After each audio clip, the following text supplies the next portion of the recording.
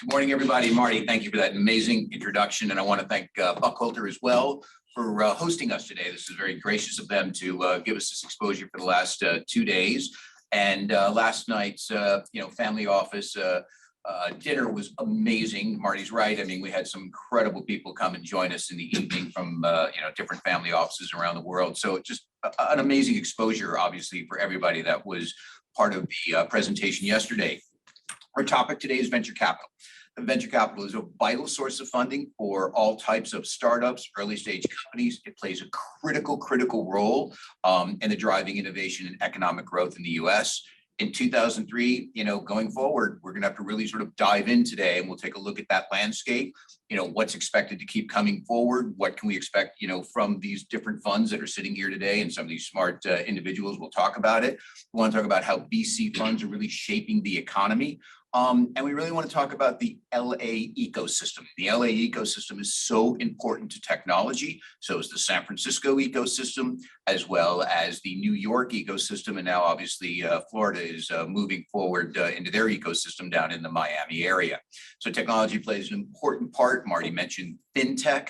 Obviously, fintech has just played a wonderful role in all of our lives in the last 10 years. Think about what we're doing now with our phones, where we couldn't do 10 years ago. Not only is it banking, not only is it communication, not only, is it speech and translating languages in real time and document sending. It's really just made our lives better. So we're going to talk about a lot of different things today.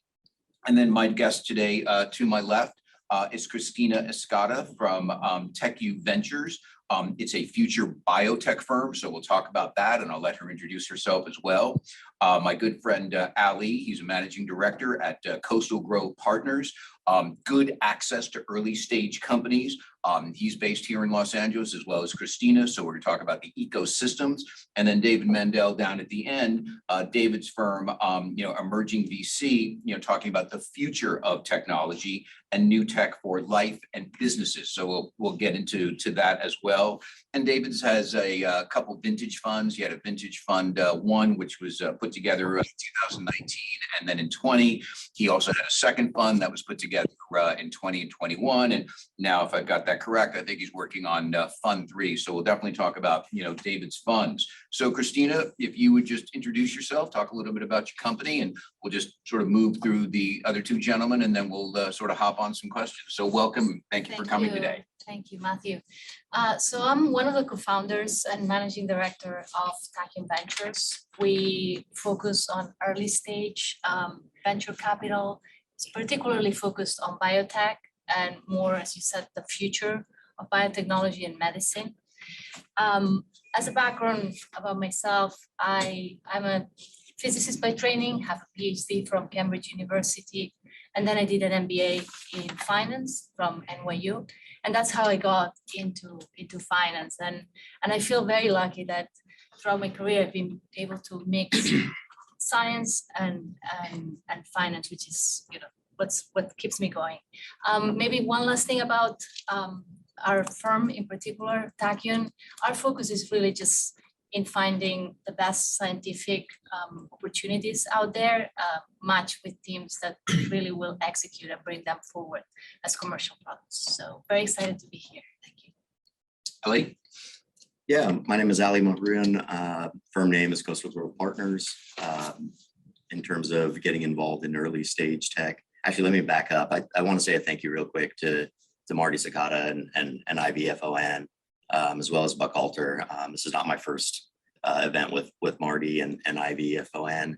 It's always a great panel, lots of good content. So thank you again for putting this together. Again, my name is Mahrouyan. Coastal Grove Partners is our firm.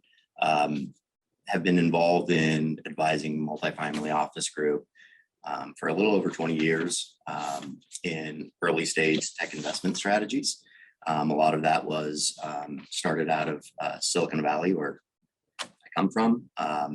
Back in about 2008, we started looking at tech ecosystems outside of that region that had potential for long-term growth, and we really honed in on Los Angeles as a tech ecosystem that people think I'm crazy. I say this today, and I've been saying it for a few years now, is it's got the potential, I think, to be bigger than Silicon Valley. And I'm biased towards Silicon Valley because that's where I'm from. But in addition to helping put together strategies to improve family offices and getting them into the top tech, early stage tech investment deals, one of the things we're trying to do at Coastal Growth Partners is make investing in early stage tech more compatible with the needs of family offices. Our experience in working with family offices showed that it's not just having the deep pockets to be able to invest. You have to have an investment vehicle and investment strategies and a process that fits your needs. So those are some of the things that we're really focused on. So it's part investment strategy, part having a vehicle and tools that makes it more accessible for family offices. David? David Mandel. Thanks for inviting me to be here. I'm managing partner of Emerging Ventures Capital.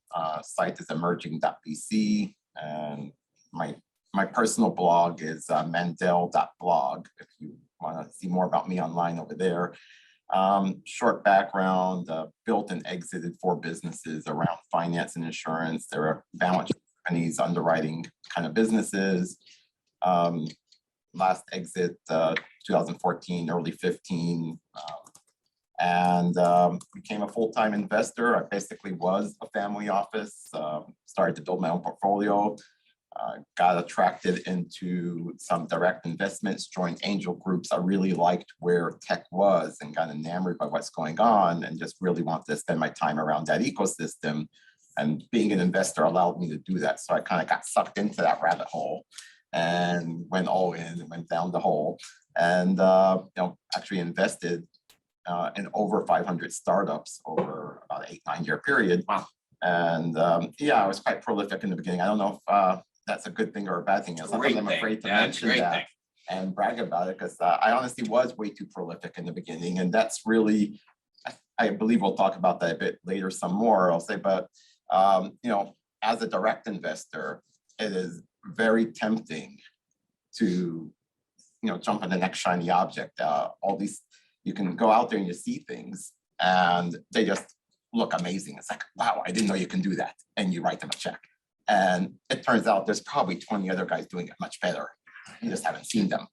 And that's really the risk. And you learn over time, and thousands of pitches later, you start to be like, no, and you become a lot more selective.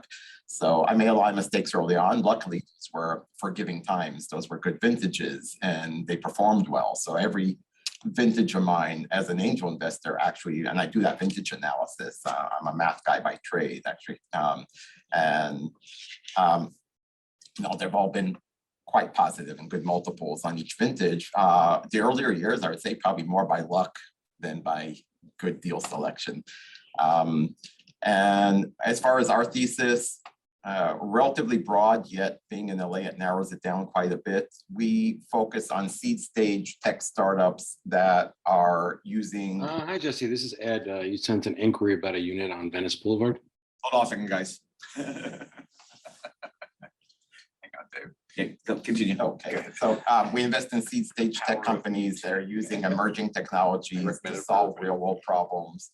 So basically, if you're any startup that is using current technologies or a combination of them, preferably, to improve or help some business in some vertical somewhere do something better, is kind of the overarching theme. And we sprinkle in about 20% deep tech to those inventing the next generation of emerging technologies, because those are just more fun but less predictable.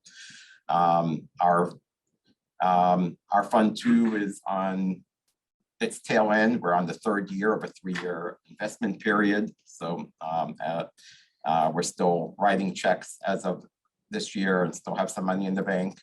And still looking at a lot of deal flow. We're a lot more selective now than we were a year ago, that's for sure. Because back then, it was almost obvious where the next check would come from. And today that's less obvious. So we just want to make sure that they have a longer runway or have a plan B if they can't hit the milestones to raise their Series A on time. which is the biggest obstacle for our current portfolio companies. So we're just more selective, but we're still investing. There's still great companies out there. And LA is great. And I'm Well, let me get into LA, Yeah, all right? Let me talk about LA. So it's a really important point. So Christina, let me come back to you. Let's, for you, obviously, your PhD, the biotech, early stage technology, family offices. That's really what we're here today to talk about is family offices. Should a family office go direct right into, a founder's fund? Or is it better for a family office to invest in a fund of funds or with an LP who's then directing the investments? What should family offices really think about when they do that? Direct or go into a fund? So that's a great question because we have many conversations with family offices. We actually, most of our investors are family offices or high net worth individuals. And the question that they pose to us generally is whether they should invest directly into companies or into a fund. And I think it happens, and I'd love to hear more thoughts on the other side of non-biotech.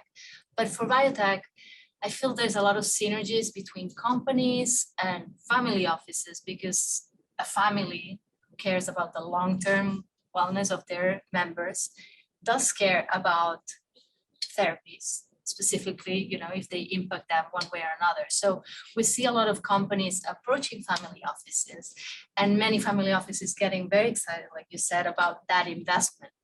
And so we always tell them, look, it's very hard to make it with one investment. Let alone biotech, let alone any tech. And so our recommendation is always to go onto a fund. Now, the question between fund and fund of funds, I think the devil is in the details, and it really depends on the manager. It really depends on the picker. It really depends on the process. I personally recommend family offices to look at different funds and get knowledgeable with those funds.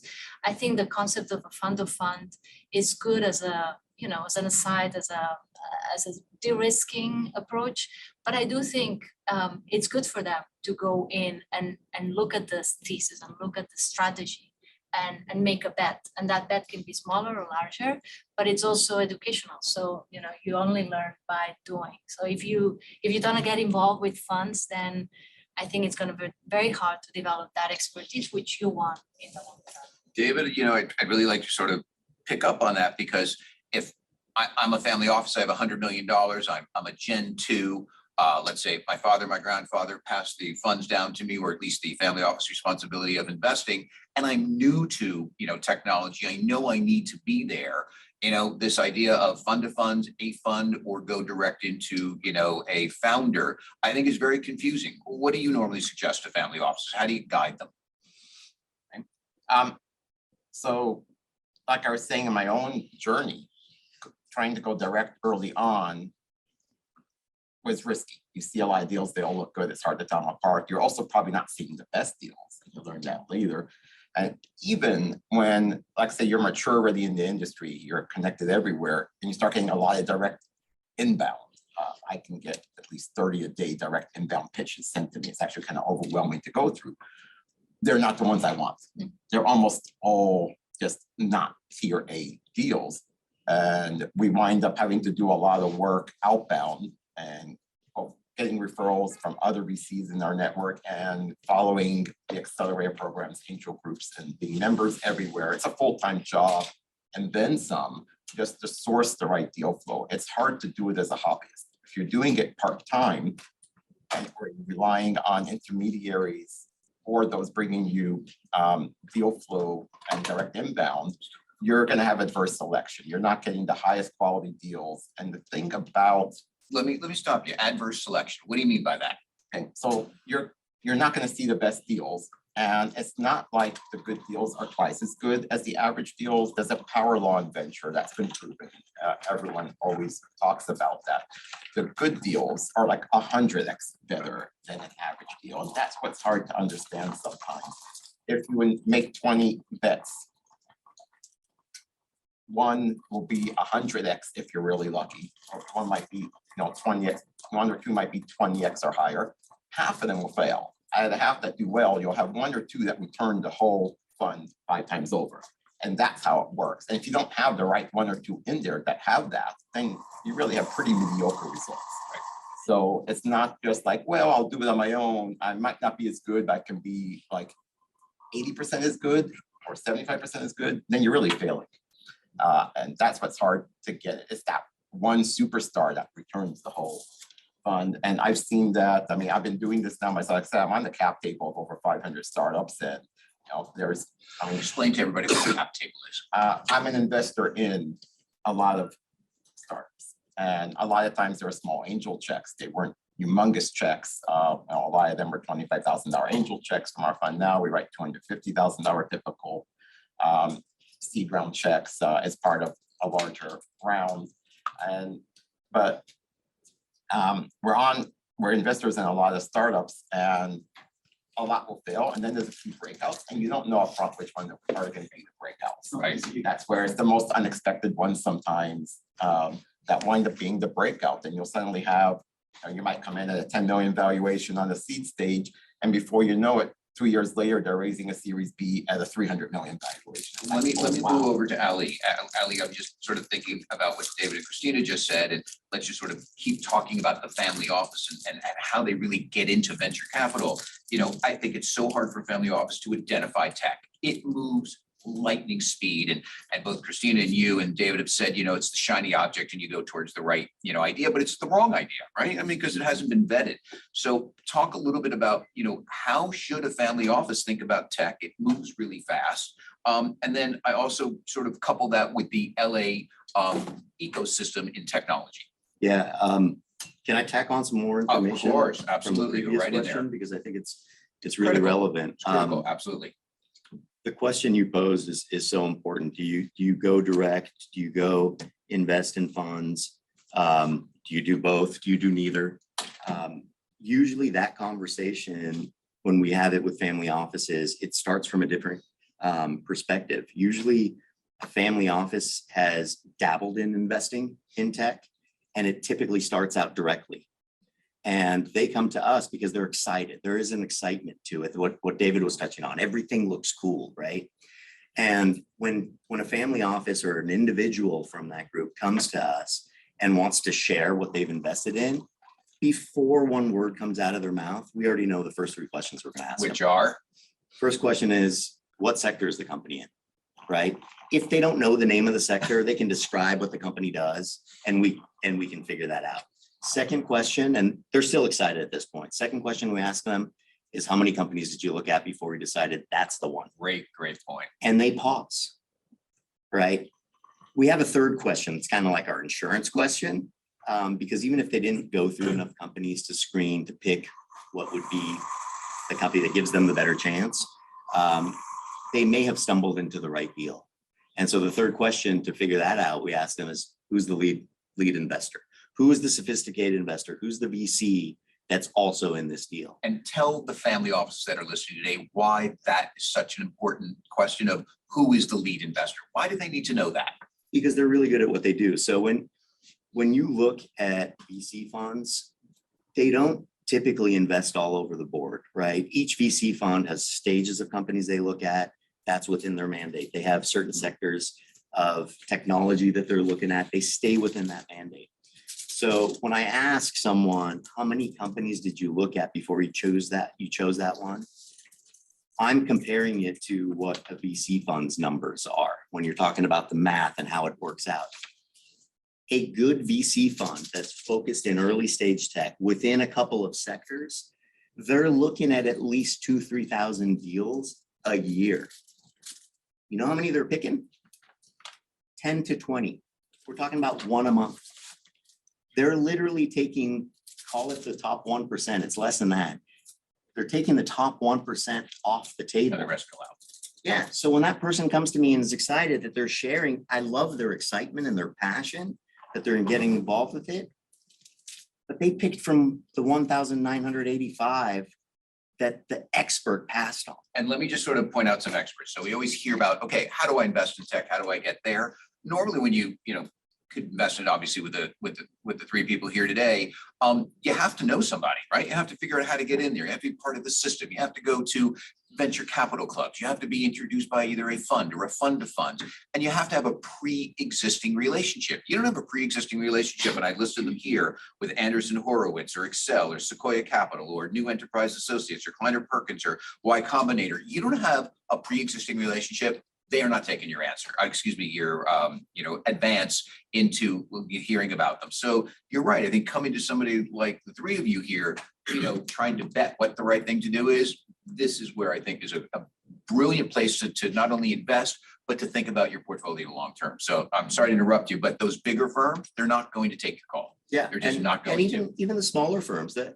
smaller emerging, you can call them more micro VC funds.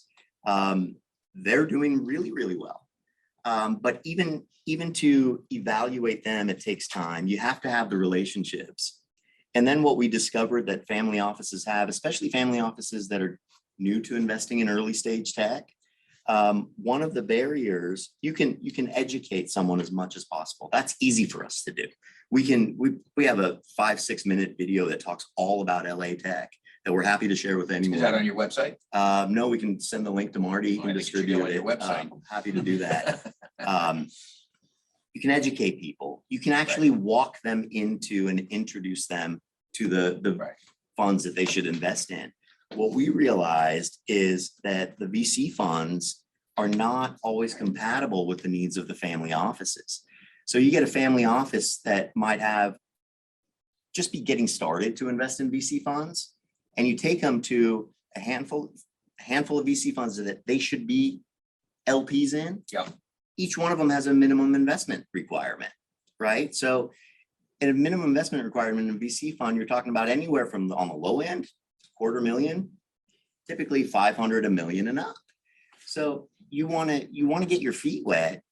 Is that a comfortable entry point? And what we found with family offices is, can they get in at a lower level, or can they take their 500 grand and instead of getting into one fund, can they get into 3 and diversify? So let me pick up on that. So Cristina, let me ask you a question. Obviously, being on the biotech side, my personal opinion, because I've raised money for fund of funds and hedge funds, private equity and venture capital. So I'm very familiar with, sitting with a family office across the table and talking about their portfolio, no matter what the asset class is.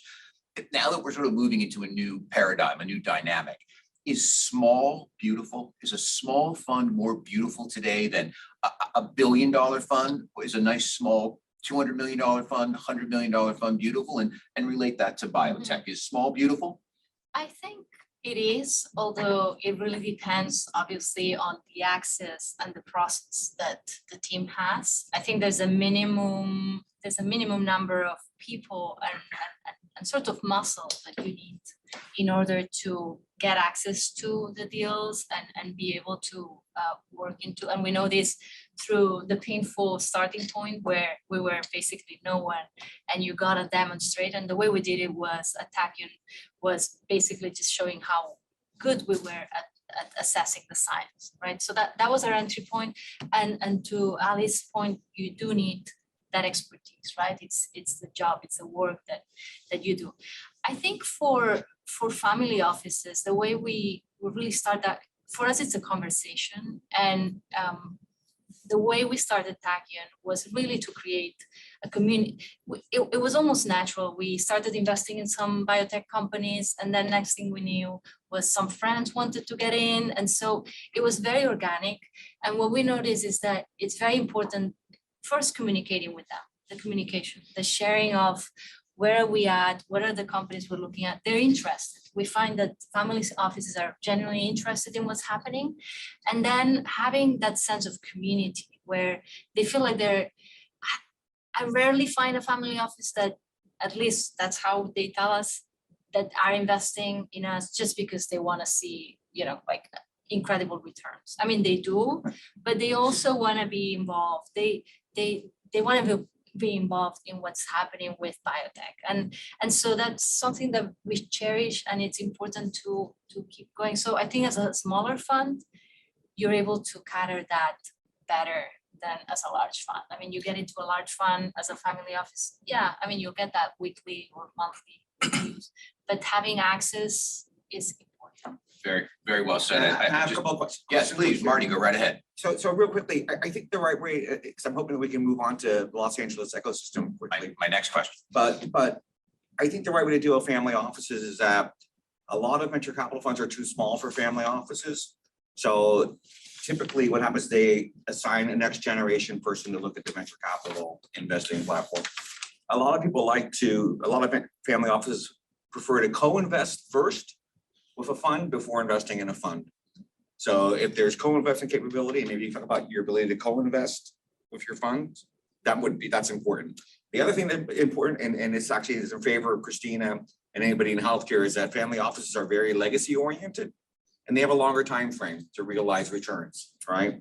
So that's a really big positive, is that they have a longer time frame. But the third thing that matters is who's on the capital stack, right? So that actually is a liability if you're coming from an angel network, because if you have too many angel investors on the capital stack, what the family office are looking for is like, who can I invest in that will help me meet somebody else who might be valuable to me in the future, right? So less is more for them. If you have 3 investors on a capital stack rather than 50 angel investors, that's pretty good for the family office. So we actually have a family office out in Rosemary Beach, Florida, where the guy has invested in 500 plus ventures and he's done very well, but he said his first 200 were really terrible. He said he just didn't know what he was doing, and everything you said was absolutely true.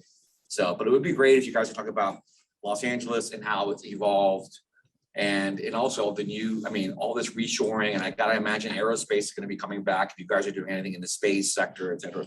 So yeah, David, why don't you start with the LA area, talk about, what you're seeing down here. And then Ali, I'm going to ask you the same thing. Let's take it from your vantage point for the LA area, and Cristina. So, give us a moment, on what you're seeing in the LA tech area. I'd like to hear about that. So I'll wear my other hat to answer this question. Which hat would that be? The angel hat. The angel hat. I don't know, Okay, he's going to put on the angel hat. As an angel investor, I've actually been involved for many years now in the community. I'm a longtime member of Tech Coast Angels, the LA chapter, and then I'm on the board at Pasadena Angels, and I co-chair the screening committee and chair their outreach committee. So I'm involved exactly in that and trying to Fantastic. connect programs around here, university programs, other accelerated incubator programs. Well, to UCLA, the angel USC, group. Cedars-Sinai, right? I know that you're involved in Yeah, all of I'm those. Tech Coast Angels Yeah. until the pandemic had their monthly screening meetings in the Anderson building in the 3rd floor auditorium. So we were there once a month on Fridays and so forth. So we've seen the evolution of the LA tech scene from that way. And it's actually where my thesis came about. I used to love Silicon Valley. I used to go up there and follow everything that was going on there. And the more I was here locally and the more hype Silicon Valley got, and this is before the pandemic, before the exodus. But I became disillusioned with Silicon Valley and saw that the second tier cities like LA and a few others, you can count Boston, you can count Toronto in Canada, and so forth. Austin, Texas now, but anyway, I saw that these cities, which include LA, had a lot going on, especially at the early stage, and the founders here were struggling to get access to capital because the VC ecosystem wasn't as robust. And the Silicon Valley VCs would come down for Series A, no problem, but they weren't really coming down to scout the really early stage. And there was a void left that was being filled by the angel groups, and you had the founders kind of going around. So doing the search. LA market, let me switch gears on you. Let me give this to Ali. Ali, talking about the LA market, how would a family office get into the LA market? VC funds and VC culture and the right funds to talk to and the right, maybe other family offices they talk to. How do we get that family office involved in the LA culture, and how do you see VC LA culture? So David nailed everything. Everything's on point. When you look at Silicon Valley, that's a tech ecosystem that is mature. It's been developed over the last 50 or 60 years. LA has been involved in tech and innovation for a long time, but as a true ecosystem, what we're seeing today is really only developed in the last 10 or so years, maybe 15, that's kind of pushing it. And when we started looking at LA as a tech ecosystem, the very first thing we went to identify is not going after the individual startups. We went to identify who are going to be the VCs in this ecosystem that are also in their infancy stage right now that are going to grow and to develop and be the Sequoias, the Kleiner Perkins of this region, especially for that early stage. We're talking pre-seed, seed, and Series A. Whatever ecosystem you're Let looking me at. stop you. Yeah. Again, for the family offices, seed, pre-seed, early stage, just quickly define those for the families. Yeah, I mean, these are first checks in. Okay, good. These are first institutional checks. So usually on a startup technology company, they raise money typically from their friends, family, some call it the 3Fs, the friends, family, and fools. And you categorize that into angels. The first set of real money, institutional money, typically comes from what they define as pre-seed, seed, and Series A VC funds. Thank you. So it's the early check. So we knew we had to focus on identifying who are going to be the top VC funds in this region. That's what we focused all our efforts on. We knew that this is a very, very diverse industry as far as a geography. It's not singular. LA is a diverse economy. It's packed full of talent. It's going to need specialized investors for different sectors. So we narrowed down to what is about a half a dozen VC funds that we support. So Nice. that's where the deal flow comes from. So when somebody asks me, what are the next cool technologies that are going to emerge from this ecosystem? That's very hard for me to answer. I can't, yes, we can generalize, oh, AI is going to be this, and we all have ideas. But it's much easier for me to answer where those technologies are going to come from.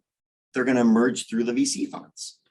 Very smart. And Cristina, same question. I think it's so important for, again, thinking about Los Angeles, thinking about New York, thinking about Silicon Valley and Austin, Texas, and, Boston. Talk more a little bit, if you will, unless you have familiarity with the other areas, what's going on in those VC markets as well, because Silicon Valley has, 15, 16,000 VC funds, Los Angeles, maybe 4,000 or 5,000, the Boston, Miami, maybe 2,000, 3,000. Talk about that as well. Talk about the entree to get into an early vintage fund. Absolutely. So I think to Ali's point, it's very, very important to create those networks and connections with the local funds, especially in markets that are not so established, because those local funds are the ones organizing the meetups, are the ones doing the legwork, meeting all the founders. And by the way, it's not like, you meet a founder and you invest that day. No, sometimes these conversations take a year, 2 years, longer to develop until you put in the check. So I think connecting with the funds, and particularly because you're away from the large markets with the local ones, is very, very important. We do this even in biotech here in LA. I've been here in LA for 8 years now, and I've spoken to so many entrepreneurs in biotech. I must say, I see more and more steps forward. I think it hasn't happened yet in biotech, despite the incredible amount of talent that there is in LA. I mean, hospitals, research institutions, and really being in the middle between San Diego and San Francisco. It's really surprising that it hasn't exploded yet, but I think it is in the process of happening. Yet, what we do is there's a couple of funds here in LA that look at biotech as well, and we talk to them, and you see that they do, because we don't have the geographic focus as much as maybe you two do. We do rely on those conversations a lot because they bring it up. Very, very well said. And David, let me come back to you. I just have a quick question. Go ahead, Can you talk a Marty. little bit Go about ahead. the environment for incubators and accelerators? I mean, there are some healthcare accelerators out there and they seem to do a good job. Does that ecosystem exist here in LA? Yes, they do. I think Cedars-Sinai has one. I have to say, it seems to have been easier for accelerators to focus on digital health. And digital health is not something we do specifically. Digital health? Yes, Okay. but yes, there are accelerators. There's even some, it's like Alexandria Ventures and Alexandria, the lab space. I think there's a small set of lab spaces as well that are dipping their toes into investing. So you see things happening for sure. Yeah, because it always amazes me that Southern California has fantastic healthcare researchers and companies. I mean, you go to La Jolla, San Diego, Orange, Irvine, right? Fantastic. And yet probably has 10% of the venture capital available to it that San Francisco does. Yeah, it is kind of sad, but I think it is changing. It is definitely changing.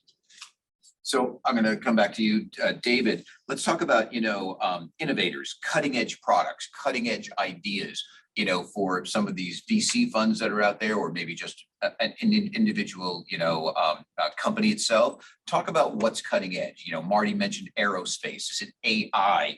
And then recently I just noticed that both Microsoft and Kleiner Perkins and others put $10 billion into OpenAI, $6.5 billion went into Stripe. I mean, that's almost $20 billion into two firms. So what are some of the bigger opportunities that you see out there? There's opportunities to use the convergence of all these new technologies that just came up over the last few years. Explain what those for new every business. technologies So are. yeah, when you're talking about the new, AI has been around for a while, and AI is broad. So the newest innovations in AI, this the generative AI, as well as other natural language processing, and so where AI is actually doing work for you, and anywhere where you can use AI and other technology. 5G is still an emerging technology or a new technology that's kind of under talked about. There's Verizon and Deutsche Telekom each have, for example, amazing 5G accelerator programs to help startups utilize 5G in an innovative way.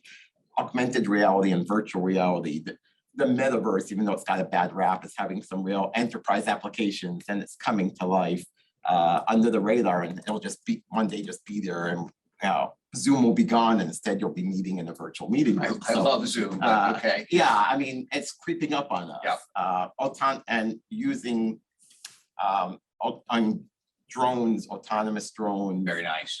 So aviation, autonomous aviation of any kind, and space tech, like you're talking about. Yep. Like my friend Tom Mueller, who was. Can I throw Elon Musk into that when we talk about Well, space? I mean, think about all the firms that are going to space. So let me just. All the spin outs from. So obviously SpaceX is down here. Yep. There's a ton of spin outs of new Virgin startups Atlantic. coming of early employees from SpaceX who early now can be 15, 20 years ago. Yeah. So they're coming out after long stint there and trying to do something adjacent and similar, not necessarily competitive. Yeah. And their own little niche. So there's a lot of space tech out here, and they're actually getting funded by Silicon Valley when it's something that big. So Ali, let's stick with this. I like the idea of innovators, cutting edge project. We talk about, possibly Elon Musk and his space outfit, and, you've got Branson and his, space outfit. What else should we be talking to family office about? Who are the innovators? What are the cutting edge things that is really going on out there that we need to basically enlighten some of these family offices to kind of think about and put on their radar? We're seeing a big shift to focus heavily on software solutions for enterprise. So investing in companies that are providing B2B solutions. And that can be an AI solution. It could be across the board, but we're seeing a shift a little bit away from consumer focused technology solutions right now and heavily onto business. And one of the reasons we think that is happening is anytime there's times of economic uncertainty or volatility, big business problems come under scrutiny. And if you're able to solve industry problems with technology, that's a very attractive time to do so. All right, so Cristina, I'm going to start with you and just go right back down to Ali next, and then David. What's your favorite investment right now? Out of our portfolio, you mean? Your portfolio, or... yep, out of your portfolio. What's your favorite one thing that you're doing right now? What do you love? I mean, so maybe I'll say it more broadly rather than just giving names. Sure. But I think a few years ago, the diagnostic tools were, out of fashion. Everyone was like, oh, boring, I'm getting a diagnosis, so what? I want therapists, right? And everyone was looking for that. like killer therapy.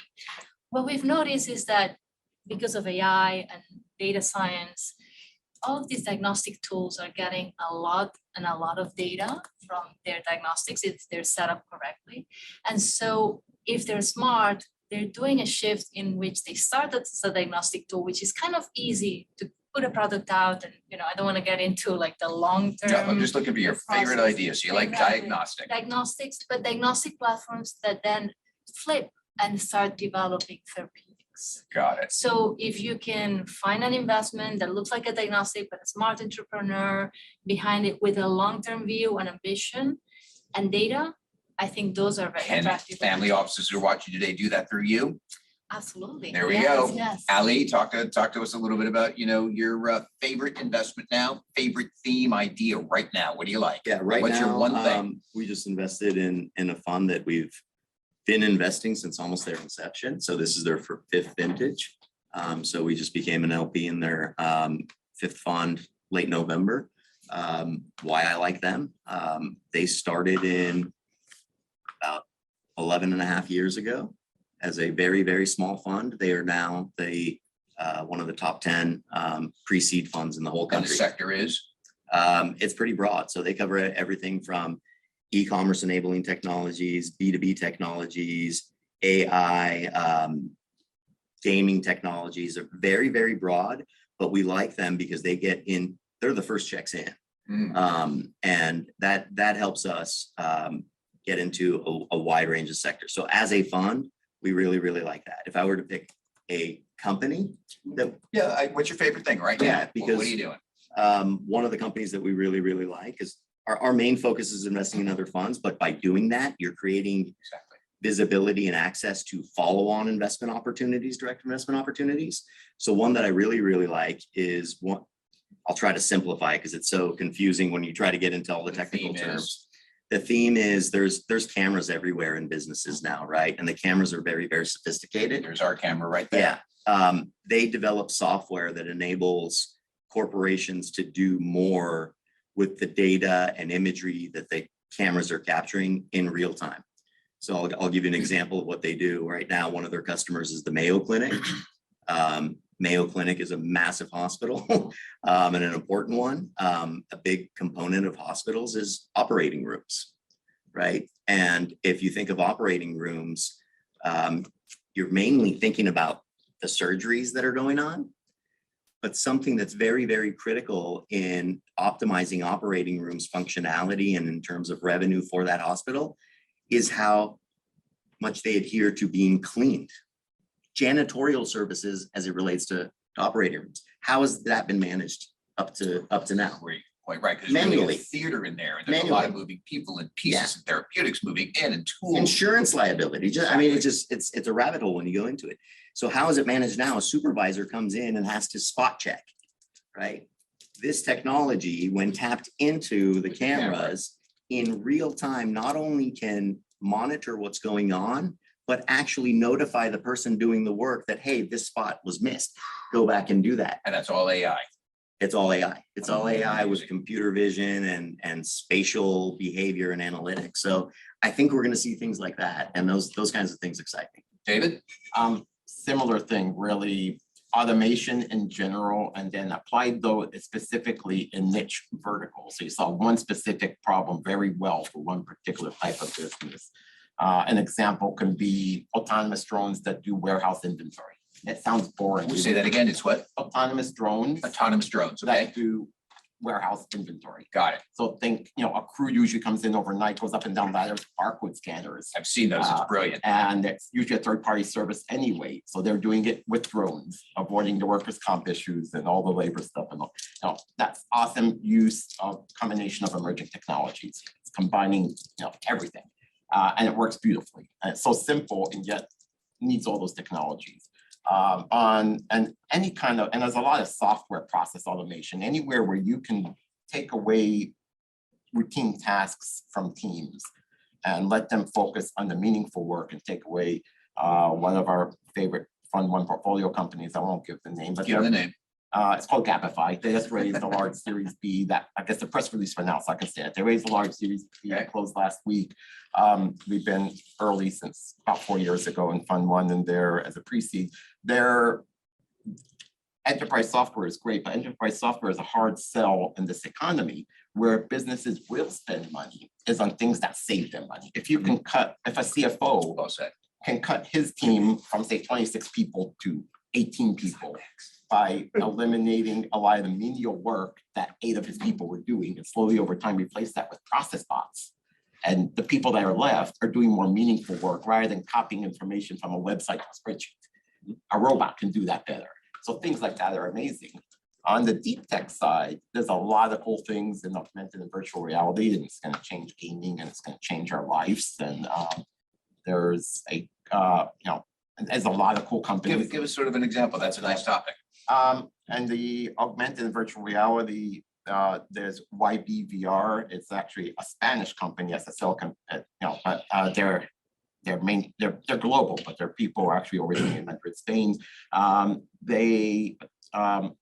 They were out of the Verizon 5G accelerator program, and Verizon later invested in them as well from their fund. And just for people It's that again are for- watching, what is the Verizon 5G fund? What does that mean? Just They- tell people. They put together a program to sponsor startups to innovate in products that use 5G technology. Thank you. And in this use case, they have contracts with the US Open, with the basketball team in Phoenix. Phoenix Suns. A bunch of other teams. I'm not a basketball guy. So That's you okay. can tell. But they have venue contracts and team contracts to enhance the viewing concept, both in person with like a second screen as well as at home with VR. So there's an AR component and a VR component that can give you an immersive, like front row seat view at home on an Oculus goggle. Nice. It's kind of a great combination use of live events with. Okay, so you just mentioned something where a normal family office does not have access to that type of an investment. That what the three of you have just said to me is the three of you have the advantage that you're so deeply plugged into Austin and New York and Miami and Los Angeles and Silicon Valley that you're seeing thousands of these and doing what some of these larger funds are doing is scraping away those that really, don't matter now and focusing in on either a fund, as Ali said, that's doing certain things, or what David said that, here's 3 great ideas that we're looking at, or if it's in biotech, what Cristina said, here's innovations that are happening. I'm going to have to say just the family offices really are amiss unless they're staffed up. So let me talk about that, Cristina. Let's talk about the staff of a family office, not private equity, not hedge funds, but what should a staff look like at a family office that's doing VC? How should they staff up? Or if they can't, they come to you, but how should they staff up? You mean if they wanna do it direct Do investing? it themselves. How should a family office staff up for VC investing? I think first they should have someone with experience in investing, in early stage investing, and if possible with a network. I would pick a sector that they find interesting and just narrow it down and then broaden it up as they go. It's a lot about building those connections, talking. So it is man hours. I would say you have one person, that person will start building the network, and you probably need at least an analyst or source or It's two two. that are basically just building a pipeline. And then very important, have a process, build a process, because like David said, and it happened to us as well, you go out, you get ideas are so interesting, the world is amazing, and so you're getting 10 deals and you want to invest in all of them, right? And so you got to hold yourself put, and so have targets, have process, and it's not so much about the people, but really just having someone with experience, having done it before. I think that'd be great. Ali, ideas about that, staffing up the family office, what they should look like, or again, the other side of the coin is they come to the three of you, but how should a family staff up at least to monitor and look at maybe some of their investments. You and I had a conversation, I think the other day, that talked about, just looking at the offering memorandum, looking at the subscription agreement, that can be 250 pages. Look at, the tax forms that they get on their K-1 is another 70 pages. I mean, a family office might not be equipped. They have the capital, but they might not be equipped. How should they continue to monitor and staff up? What are some of your thoughts? Yeah, if they're gonna do it in-house, they have to compare themselves to the VCs that are doing it. Because in order to do it as good as they're doing it, you have to be staffed up like them. And that is dictated by the work. So in early stage software driven technology companies, you kind of have to look back at as how the investments work. So if you're making 10 to 20 investments each year, those investments, a lot of them are not going to pan out. Even if you're the expert making the picks, you're the VCs. But those investments in year one, generally and historically, this is what it shows, is that the majority of your returns are going to come 5 to 8 years from now, right? So if today's year one, you're not year one. Yeah, so you're not going to start seeing returns from your activity in this entire year until years 6 through 9. So what does that mean? In order to build that pipeline that Christine's talking about, every year you have to identify 10 to 20 investments and build that, because the investments in year one are 6 to 9, next year's investments are 7 to 10, and so on. That takes a lot of resources. So 1 minute. Okay, we have 1 minute. So David, I want you to sort of answer that too. How should a VC, how should a family office staff up in VC? And then Cristina, I'm going to come back to you for closing comments, Ali, and then David. So just finish that thought up on that one. So Staffing up a yeah. family office for And VC. what not to do is just dabble. That's the Oh, I worst love thing you that, can do. but not So to do. don't dabble. Either do it right or don't do it at all. And doing it right means doing, in a sense, what we do, which we are, in a sense, the micro VCs. So you need a staff of 2 to 3 that will be full-time on, first you develop your thesis and you know what you want and what it looks like. So you can easily filter out 95% of what comes to you that's not there, and you're not wasting your time looking at everything. Focus on what's on thesis, and then make sure you're getting the right deal. Have that team do it full-time as if they are a fund, but just with one LP. And that's the best way to treat it. Treat it as a single LP fund, possibly Great idea. even correct and create a structure for it, which I've seen family offices do, and have like a GP LP structure and have a incentive plan for the managers of that as if they were running a VC fund of some sort in-house. And yeah, so you get the best talent to run that. Alternatively, is use micro funds or even some mid-sized funds as your scout. As your And scout fund. as a scout, you can invest in them or just network with some of them and build a relationship and then co-invest. Make it clear that you want to co-invest and co-invest both on those opportunities and on follow-on rounds, depending on your appetite. Brilliant, brilliant. So Cristina, Ali and David, just sort of closing comments. So for Cristina, and I guess we'll just go straight across the board, this year is a broken year. Last year was a broken year. Tech investing is down, number of companies getting money is down.